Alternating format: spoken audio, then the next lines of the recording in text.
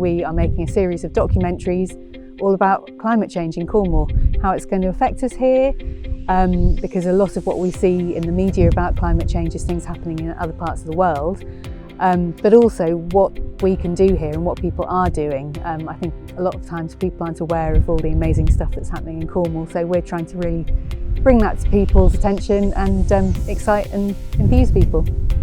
So we ran a crowdfunder campaign fairly recently to make our film Hungry for Change. This film particularly was one of our films about food systems and climate change in Cornwall. We went out with the gleaners, looking at people collecting up to 70,000 tonnes of waste crops that are left in the fields in Cornwall every year. The community kitchens and people who are rescuing waste supermarket food. Food waste is such a huge issue. Up to a third of all the food that we grow and produce never makes it to human plates. Our experience doing crowdfunder campaigns, we've done a couple now, has been really, really positive.